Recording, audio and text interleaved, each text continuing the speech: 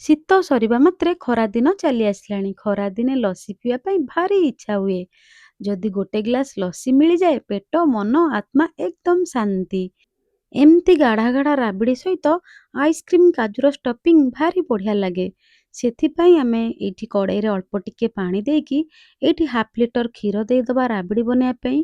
ଆପଣମାନେ ଏଇଠି କ୍ଷୀରକୁ ହାଇ ଫ୍ଲେମ୍ରେ ପ୍ରଥମେ ଫୁଟାଇ ନେବେ। କ୍ଷୀର ଫୁଟିଗଲା ପରେ ଗ୍ୟାସ୍ର ଫ୍ଲେମ୍କୁ ମିଡ଼ିୟମ୍ରେ ରଖିନେବେ। ଯଦି କଲର୍ ପାଇଁ ଆପଣମାନେ ଏଇଠି ଚିନିକି ଲାଲ କରି ମଧ୍ୟ ଦେଇପାରନ୍ତି। ମୁଁ ଏଇଠି ଗୋଟେ ଚାମଚ ଗୁଡ଼ ଦେଇଥିଲି, ଯାହାଫଳରେ କି ଆର ଟେଷ୍ଟ ବହୁତ ବଢ଼ିଆ ଲାଗେ ଆଉ କଲର୍ ମଧ୍ୟ ବହୁତ ଭଲ ଦେଖାଯାଏ। ଏଇଠି ଦେଖନ୍ତୁ କ୍ଷୀର କେତେ ଧୀରେ ଧୀରେ ମରି ମରି ବହଳା ହୋଇ ଆସିଲାଣି। ଚାରିପଟେ ସରକୁ ଏମିତି ପିତିପାତିଆ ସାହାଯ୍ୟରେ ଟିକେ ଏମିତି କୋରେଇକି ଦେଉଥିବେ, ଯାହାଫଳରେ କି ରାବିଡ଼ିରେ ଯେଉଁ ସର ମିଶିଥିବ ନା, ଖାଇବା ପାଇଁ ଭାରି ବଢ଼ିଆ ଲାଗେ। ତ ଏବେ ଦେଖନ୍ତୁ ରାବିଡ଼ି ଆମର ପୁରା ଏକଦମ ରେଡ଼ି ହେଇଗଲାଣି। ଯଦି ଭିଡ଼ିଓକୁ ପସନ୍ଦ କରନ୍ତି ପ୍ଲିଜ୍ ଲାଇକ୍ ସେୟାର କରିବେ। ଯଦି ଚ୍ୟାନେଲରେ ନୂଆ ଅଛନ୍ତି ପ୍ଲିଜ୍ ଚ୍ୟାନେଲକୁ ସବସ୍କ୍ରାଇବ୍ କରିନେବେ। ଏଇଠି ମୁଁ ଗୋଟେ ଗିନା ଫ୍ରେଶ୍ ଦହି ନେଇଯାଇଛି। ସେଥିରେ ଟେଷ୍ଟ ହିସାବରେ ଚିନି ଦେଇଦେବା। କିଛି ବରଫକୁ ଦେଇକି ୟାକୁ ଆମେ ଗ୍ରାଇଣ୍ଡ କରିନେବା।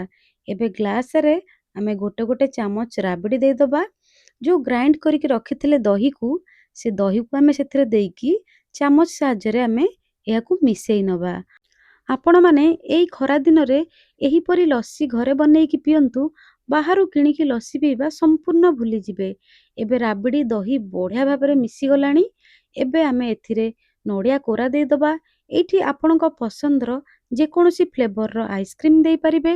ତା ଉପରେ ଆମେ ପୁଣି ଗୋଟେ ଚାମଚ ରାବିଡ଼ି ଦେଇଦେବା। କିଛି ନଡ଼ିଆ, କାଜୁ, ବନବିଟା, ଚେରିକି ଦେଇକି ଆମେ ସଜେଇ ନେବା।